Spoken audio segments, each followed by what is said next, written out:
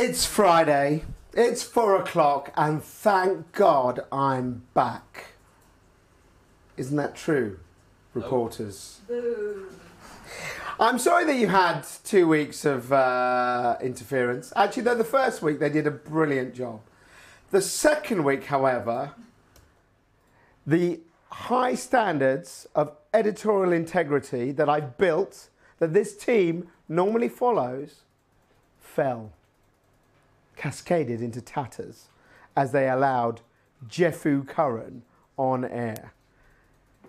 Not again. Anyway, hope you are well. Hope you are enjoying sunshine. It is sunny once more. Pri, can you hear me? Is there an issue? She's saying yes. She's saying no.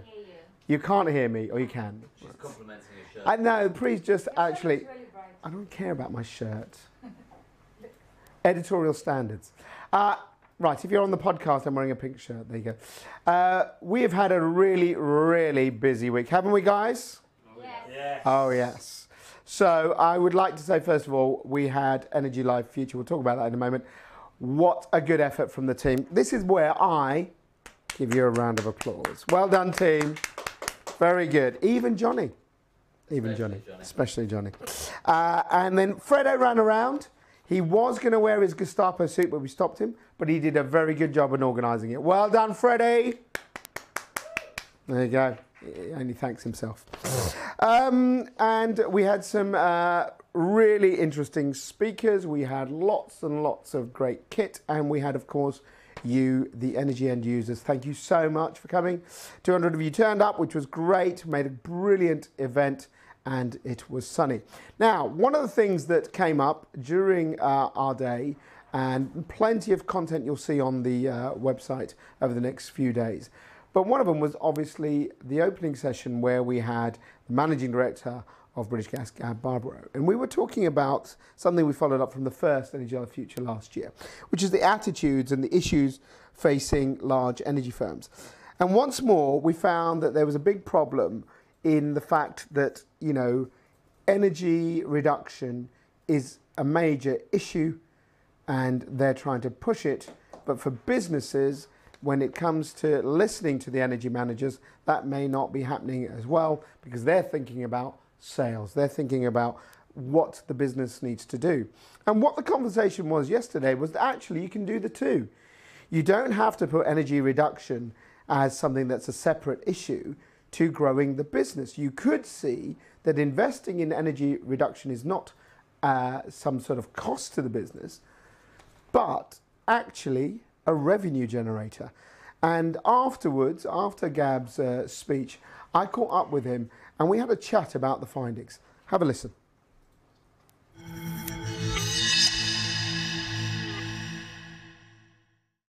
Gab, thanks again for coming along and supporting us. Now, what was interesting in the chat this morning was similar themes to last year. Figures change a little bit, but the still principal one is kind of energy saving and the blocking. Did you find that interesting? Yeah, so things haven't changed in terms of what end users are saying, in terms of what is a barrier to making investments. I think a year later, it's clear that a lot more technologies are available. They're being commercialised. We're working with some of our biggest customers to bring those technologies to bear. But the feedback from the room, large percentage, is that leadership is still a blocker. Yeah, and that is, I think, still something, you can't really do something about the driver of energy prices or saving. But the leadership thing is a very interesting one, and there was a question about behaviours. Yeah. Yeah? What do you think we can do about addressing that? Well, look, the feedback from the room was that even though the technology might be available and we can get a great business case, sometimes the leadership of large organisations is looking to spend any incremental investment money that they have on things that will help grow the business. Augmenting a factory or anything that creates more sales, more revenue, rather than focusing on cost reduction, even though the business case and the technologies are now available. But one guy in there said, actually, don't think of it as a cost, think of it as a way of earning money for the business. Yeah. That was an interesting point. Yeah, well, what we're finding is that there are a lot more incentives available in the market, whether through distribution, network operators, or National Grid, the transmission and system operator, that are available, that if businesses can have great flexibility, they can export back into the market, and that demand side response or that export of energy can actually create revenue for them, make the business resilient and create revenue. The other thing that seriously looking at your energy infrastructure does is that making the right choices means that businesses may improve their production. So we worked with a large building materials cement business, putting in sensors to understand what they're doing, and they found that the way they're operating their conveyance meant that they were using energy when they didn't need to, or that the equipment wasn't working as it should. And by doing a quick bit of analysis, found that they could save £200,000 just off the back of 2 or 3 data points and sensors.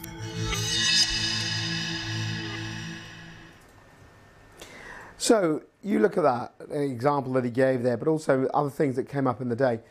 I think there's a real issue here, which is as we enter a period where I think we've had, and we did a quick sort of show of hands on the day yesterday, there's been a period of energy stability, a period of price stability, but volatility is increasing. We've seen it with the price rises from all the big 6 suppliers. We've seen it about the way we're looking at the issues around energy security. We've seen it in the price of oil and gas.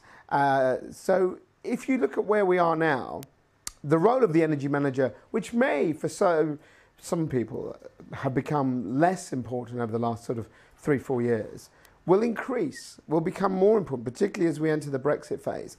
And so I think some of the things that were said about do not see energy reduction as a cost to the business. Don't see, oh, I've got to invest in this for cutting down energy. And actually, that's not really where we want to spend our money. We should be going to get sales and growing the business. Everyone wants to grow their business. But what was coming out of that yesterday was that maybe the people who run businesses, who are maybe a level above on the board or whatever than the energy managers, the FDs and the CEOs, need to see that actually in this changing market, energy saving is actually money coming into the business. And with the idea of putting in electric vehicles and storage and being able to sell back to the net, actually becomes a revenue stream, same as any other. So that is something we will explore over the next few months, particularly as we lead up to Expo. So that's that. The second part that I want to talk about yesterday was actually fantastic. It was our out of this world experience. We had an incredibly fun session, really thought-provoking with Bas Lansdorp from Mars One, the CEO of Mars One. And we're really grateful he came along. Thank you very much, Bas. Your presentation went down an absolute storm. He was looking at where we would be if, you know, Mars becomes the place to go, not in an altruistic way, but in a way that's actually makes business sense. So you say, actually, we go to Mars. Yes, we have a reason that may be altruistic, but we do it as a commercial mission. We try and flog the rights to the filming or the energy supplier on Mars or the water supply, all of these things. So he had a really good narrative about actually to do this, it makes sense. It makes sense for us on the planet, and it could lead to new technologies. And again, once his chat had finished, I caught up with him to talk about what he thought would be the energy technologies that we could use to live on Mars. Not pie in the sky stuff, but the stuff that's happening right now here on Earth that we could take to Mars. Here's what he had to say.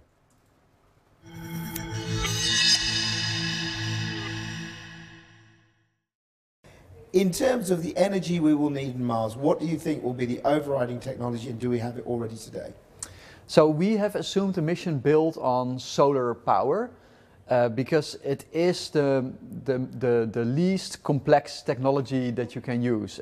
Nuclear is the best solution for Mars because you have it day and night. You don't need storage. So it is the best technology. But for a private company like ourselves, it's extremely difficult to implement it. So to get the license to use it, to get the license to launch it, all these things would be extremely difficult. And of course, there's the public perception about nuclear, which is growing more and more negative. So I think that the support for our mission is more easily drummed up if we use solar for our mission. There's other possibilities like geothermal, but they require more infrastructure. You'd have to dig into the surface of Mars. Exactly, so it requires much more investment, much more time to develop, and solar is very predictable. So we know exactly the day and night cycle at the location where we're going to be. We know what the likelihood of a dust storm is. We know the conditions during a dust storm. So you can design for all those conditions with solar, and it's feasible. If I told you today, right, here's the money, go to Mars, could we do it with the technology we have? Would we have the energy to survive? Would we be able to purify water? Would we have air to breathe? Yeah, those are actually the bits that I would consider the easy ones. The easiest part.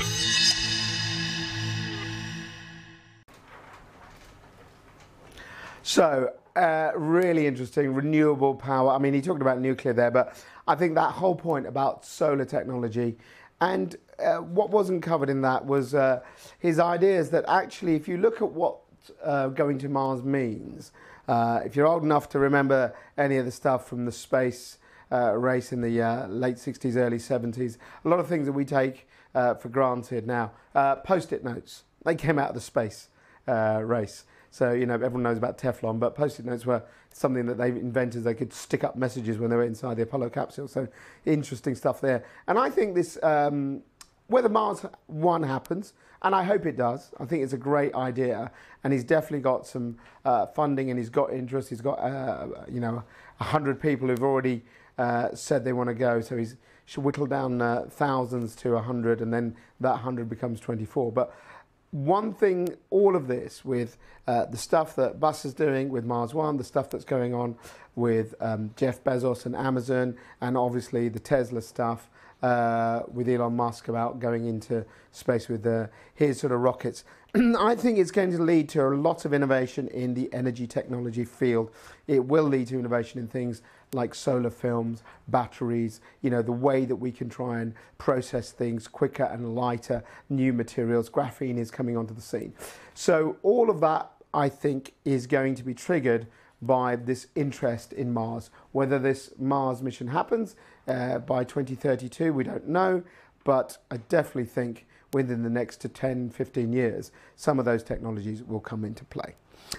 And that wasn't it. We just had lots and lots going on in the day. We had great sessions that took place looking at the energy needs of people today. We looked at technology. We had a lab area. We had a fun version of sort of Top Gear where we looked at electric vehicles, but not the normal sort of standard cars and things like the Teslas, but commercial vehicles and how they can be integrated into an energy system.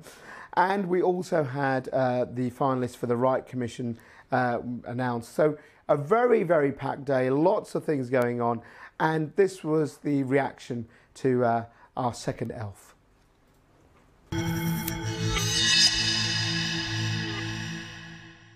What have you made of the event so far today? Yeah, it's really good. Like any Energy Live news event, it's fun, it's innovative, there's lots of different content and thought-provoking. It's been a really enjoyable morning so far. What I found really interesting is how people are actually looking forward.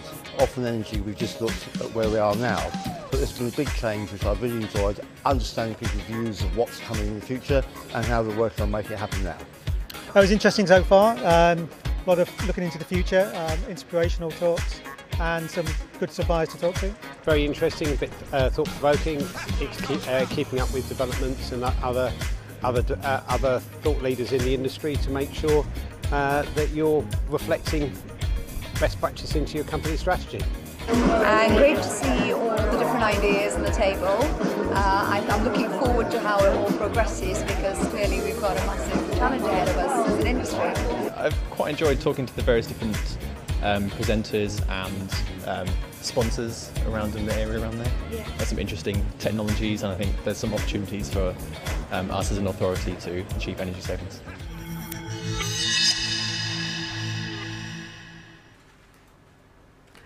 So really good reactions there, and please keep them coming in. If you enjoyed the day, and we really hope you did, then use the Twitter hashtag ELF, ELF 2018. Go and have a look at that stream. We've got the photos. I think we've got the most of them up on Flickr now, Rob? Well, we're getting them up in the next day or so anyway. So check out our Flickr feed. Lots of content coming out over the next week. We'll have a film of the day. So do get involved. And remember, you know, Energy Live Future is not just a kind of one-off thing about looking at it. We're going to be doing much more on technology. And the reporters, aren't you both very keen on these sort of stories? Is that right? Yeah. Johnny? It's too busy. Yes. Yes. There you go.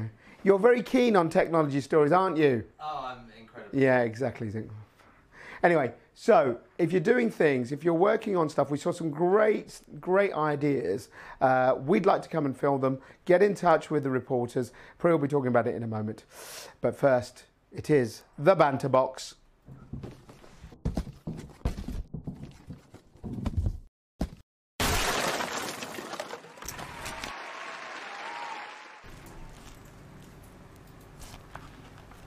Did you enjoy it today? Hello. It was fun. It was a long day for us. They don't want to know that. But it was amazing. That's more Yes. like it. And I think a lot of people, a majority of I think almost all the people I spoke to said they had a really good time, and it was the content was really good. And the only people who didn't enjoy themselves were the ELN staff because they were moaning, weren't they? Well, we weren't moaning. We just had to work. Yeah. No, Rob moaned. He moaned about the sandwiches, didn't he? Yes. It was is it the egg? I don't know. He was having a go. Oh, cheese sandwich. Yeah, he Just said because it he's was from Port rubbish. Stewart, he thinks he's got better cheese there. I don't know. Anyway, and afterwards, I think we celebrated quite well. Well, most of us. Yes, we had a Most few of us drinks. behaved very well, didn't we? Chaya. Chaya. I keep my mouth sealed. Yeah, Chaya. We know that Chaya likes a little sherbet, and we don't mean a sherbet dib-dab. We mean. It was interesting. She showed a new side. I think it of was herself. a first night out, right? First ELN. night out. ELN night And it wasn't even a night out, but anyway. Yeah. But okay, so good stuff. And also on a serious point, you two met some really good people there. Yes. And we'd like to follow up. I'd just like to also thank everyone who were willing to speak to us, just to let us know what you thought of the day and what was interesting throughout the day. So hopefully we can keep that on board for other events in the future as well. Excellent. All right. Now let's do our banter point. Which is this story here. It's nuclear. Nuclear. We're going nuclear. So, do you want to tell the viewers what this is all about then, Wilfa? Yes. So basically, the UK government recently said that it is considering investing in the Wilfa nuclear project in Wales, and it's proposed by Horizon Nuclear Power, which is owned by the Japanese firm Hitachi. Mm-hmm. So basically, they've started formal negotiations with the company. So to see if this is going to go ahead. The government hasn't made a final decision yet, but it's just considering it, and hopefully we'll find out in the next couple of weeks. And what's your view on this? I mean, my personal view, just talking about about the government investing in nuclear policy initially, I think it's a major policy step because it follows on from decades of government policy where it said that it won't be investing directly in nuclear power, and now it's considering buying a public stake. So that's a major policy shift for nuclear projects. I think it would mean. It would be a little bit more risky for the government because in terms of the cost, if there were any cost overruns, if the government is investing and buying a stake, the public is going to be investing. It's the public's money that's going to go into these projects. So if there were any cost overruns, the public would have to foot the bill, and that would mean increased costs for consumers over the long run. So it would be probably the next generation and generations to come rather than the current one, because it's going to be a while. So as they say, getting to the point, is it a good idea or a bad idea? I don't have a definite answer. Good or bad. No. Tell. What do you think? Would you say it's a total crap idea? It's rubbish. Yeah, it's got to be. Reason being, very simply, you've just nailed it on the head.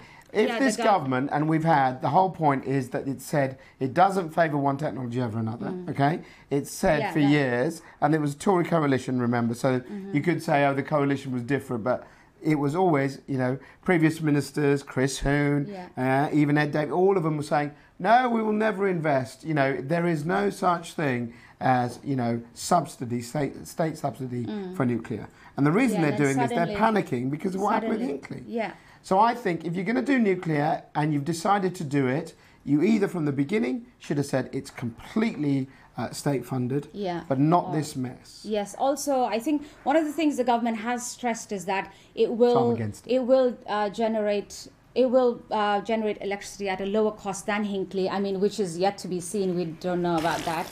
But I guess that's a positive in a way. But obviously, the cost overruns is a major issue because with Hinkley Point, but also, we've already seen... it's a commercial company. Hitachi aren't short of a few bob, are they? Are they? True. Right? It's the Japanese economy, yeah? Yeah. Guys. So you look at it, Brexit means Brexit. If you look at it, you've got the British taxpayer, you and me, all of us, paying the bill for a commercial company to guarantee their risks. Now, I suppose the argument would be, well, they had to prop up the banks. Yeah. But the banks are very different. It's fundamental to the economy. This is a commercial venture. And if Hitachi don't like it and they pull out of it, well, that's their issue. And why should we be doing it? Also, I think one of the issues is the government is saying it is considering funding in this project, whereas it's not backing renewables like solar and wind because they can't compete. They can't compete in auctions. But these developers are saying, actually, if you give us the chance, we can deliver electricity at a lower cost than nuclear power. So this is for onshore wind and solar farms. But no decision's been made. No decision's been made, so this is just a debate. It's just a chance for me to rant. Anyway. And Suva loves that. No, I don't. Yes. I don't. Every day. Johnny's the one that likes to rant. I only like to rant about holiday rotors, don't I? Yeah, because of Alex. Because of Alex, mainly. He's behind the camera. And yeah. Anyway, right, other stories this week. Yes, so SSE, I think this was from yesterday. We've only run it today because obviously we were busy yesterday. So SSE has been ordered to pay £1 million for providing some of its prepayment meter customers with inaccurate and misleading information on the annual statements. So this is an issue that SSE itself reported to Ofgem when it realized it made an error.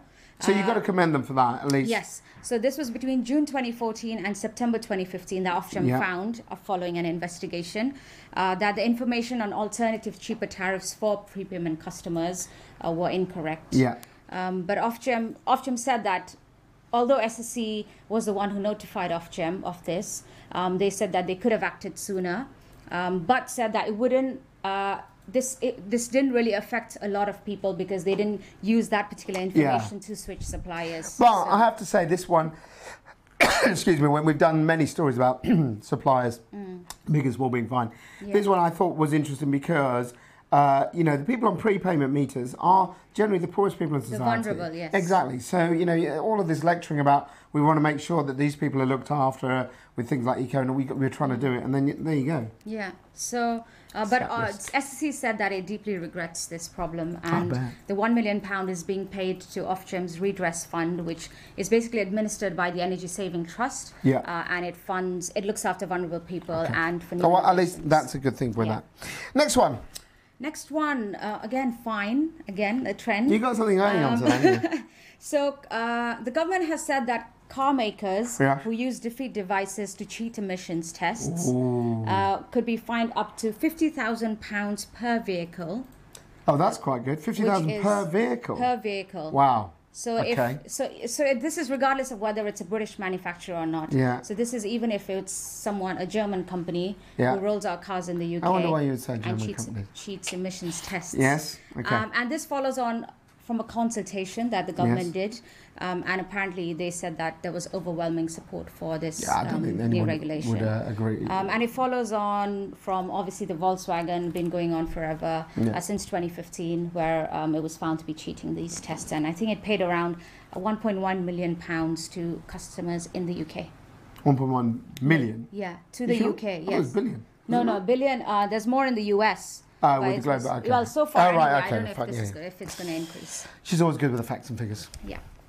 And next one. I thought it was really interesting, just on a lighter note. Well, after about there should be a and video fines. coming up, I think. Is there a video? Is there a nod from a video? There is. Look, there's a video. From Microsoft. So There what you it's go. doing is... I do like the way we've now been made small. This is a new thing. It's about that started underwater last week. data center. I want to talk Can we do over that? Sumit because Little, there's a video look. playing now. Okay, yes, go on. So basically, they've sunk a data center in the Yes. Sea of Orkney, to investigate if it can boost energy efficiency. Sumit, no, you're it's just good, it's distracting good. people. No, go on. To investigate if it can boost energy efficiency. So the cylinder that you saw is powered entirely by renewable energy. So basically the essence of this is data centers use a lot of energy, and apparently a majority of the energy, the bigger ones, so say a big data center uses 100 megawatts of energy, most of that energy is used obviously for the computer, but a portion of it is used to cool the data centers. Of course, yes. So what they hope is putting it underwater is going to basically cool and help save energy and And then you costs. can swim with it. And swim if you'd like, yes. Excellent. AI. If you know how to swim. What happened? Hang on, how did you stick in a USB down underwater and all that stuff? Oh, that I have no idea. You should have researched I'm this. not that technical.